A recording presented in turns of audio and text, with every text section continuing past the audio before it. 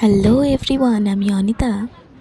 কিন্তু দারুণ একটা দিন আজ আমার ভাগ্নের বার্থডে সেলিব্রেশন, আর আমরা সবাই মিলে দিদি বাড়ি থেকে বেরিয়ে পড়েছি ঘুরতে। কি করলাম, কোথায় গেলাম, সব জানতে হলে ভিডিওটি শেষ পর্যন্ত দেখো। এই তো আমরা বেরিয়ে পড়েছি বেলুর মঠ যাওয়ার জন্য। আমরা এখন যাচ্ছি স্মৃতির মোড়ে অটো ধরার জন্য। এই তো আমরা স্মৃতির মোড় থেকে অটোয় উঠে পড়েছি। পার পার্সন 10 টাকা করে ভাড়া নিয়েছে। অটো থেকে নেমে পড়লাম কুঠিঘাটে। লঞ্চে করে যেতে হবে ওপারে, তাই যাইব টিকিট কাটছে সবার জন্যে। আগের বোটটা এই মাত্র ছেড়ে গেল, তাই কিছুক্ষণ অপেক্ষা করতে হবে।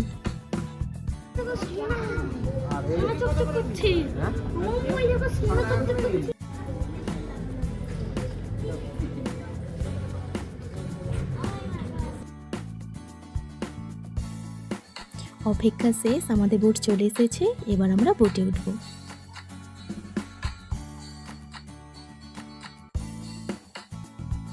তোমাদেরকে তো বলাই হলো না বোটের ভাড়া কত করে নিয়েছে। বোটের ভাড়া নিয়েছে পার পার্সন 6 টাকা করে।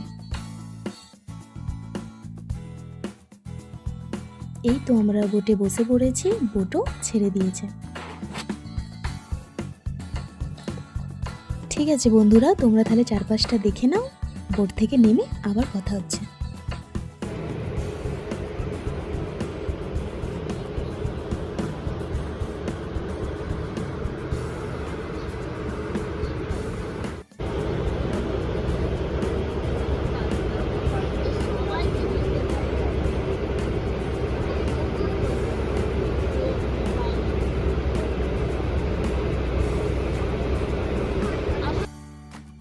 এই তো বন্ধুরা, চলে এলাম বেলুর ফেরিঘাট।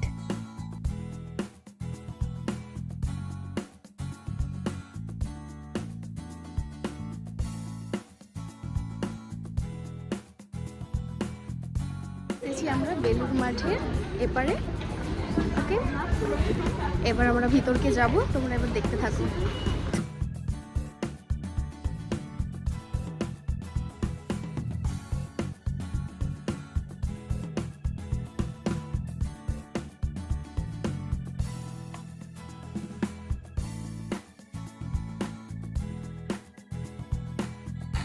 মঠে ঢোকার আগেই এখানে অনেক সাজগোজের দোকান আছে, তোমাদেরকে দেখিয়ে রাখলাম। তোমরা যদি নিতে চাও নিতে পারো, আমরা তো আসার পথে নেব।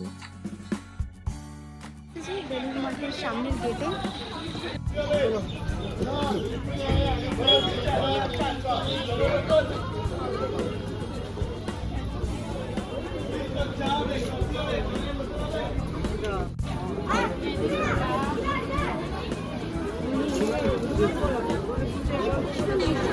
এবার তোমাদেরকে দেখাবো মঠের ভেতরটা।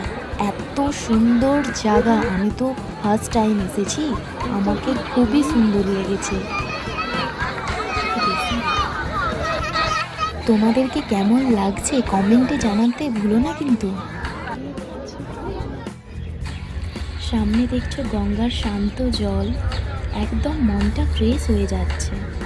শহরের কোলাহল থেকে একটু দূরে এসে এখানে দাঁড়ালে সত্যিই অন্যরকম একটা শান্তি পাওয়া যায়। আমি তোমাদেরকে চারিদিকটা ঘুরিয়ে দেখাচ্ছি, তোমরা দেখে নাও। নাও তুমি তাহলে বলো।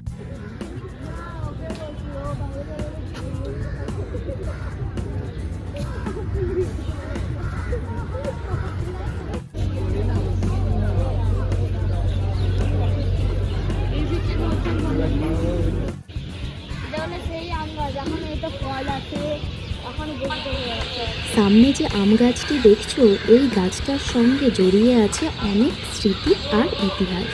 শোনা যায় স্বামী বিবেকানন্দ মহারাজ এই গাছের নিচে বসে অনেক সময় কাটাতেন, ধ্যান করতেন, চিন্তা করতেন আর ভক্তদের সঙ্গে আলাপ করতেন। এই গাছটার চারিপাশে এক অদ্ভুত শান্তি আছে। হালকা বাতাসে পাতাগুলো নড়ছে, পাখির ডাক শোনা যাচ্ছে, আর মনে হচ্ছে যে সেই পুরনো দিনের স্পর্শ এখনো এখানেই রয়ে গেছে।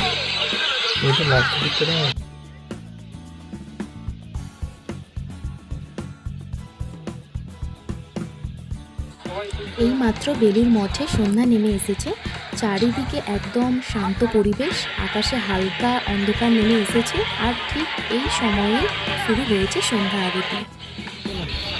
অনেক সুন্দর সময় কাটালাম, এবার বাড়ি ফেরার পালা। বাড়ি ফেরার পথে একটু নাস্তা করে নিলাম, একটু ঝালমুড়ি, একটু পাপড়ি চাট একটু খেয়ে নিলাম।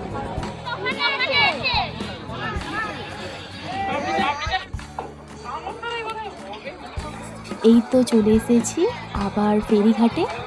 এবার এখান থেকে বোটে চাপবো, বোটে চেপে আবার ওপারে গিয়ে দেখা হচ্ছে।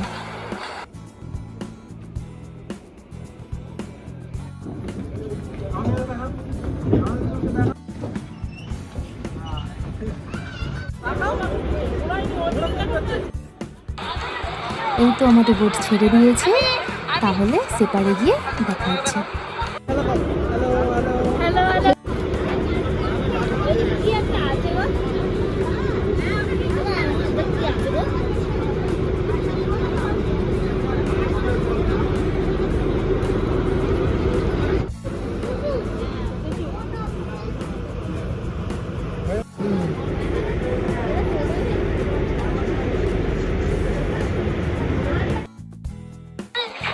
এপারে চলে এলাম, এবার এখান থেকে হয়ে অটোয় করে বাড়ি ফিরবো।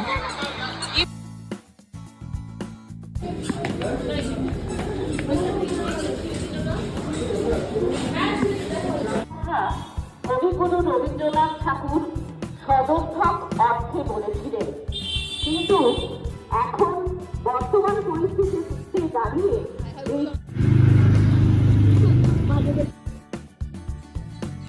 ঠিক আছে বন্ধুরা, আমরা এসে পৌঁছেছি বাড়ি।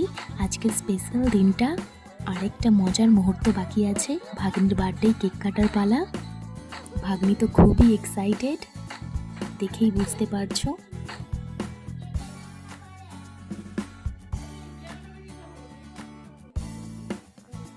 এই তো সেই মুহূর্ত, সবাই রেডি।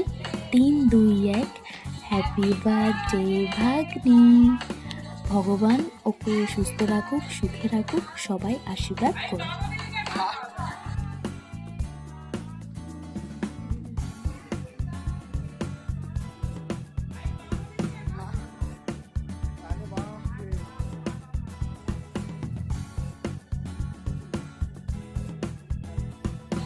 তো বন্ধুরা, এই ছিল আমাদের আজকের ভাগ্নির বার্থডের স্পেশাল ব্লগ। আশা করি তোমাদের ভালো লেগেছে। ভালো লাগলে ভিডিওটা লাইক করো, কমেন্ট করে জানাও কেমন লাগলো, আর চ্যানেলটাকে সাবস্ক্রাইব করতে ভুলো না। আবার দেখা হবে নতুন ভিডিওতে। সবাই ভালো থেকো, ধন্যবাদ।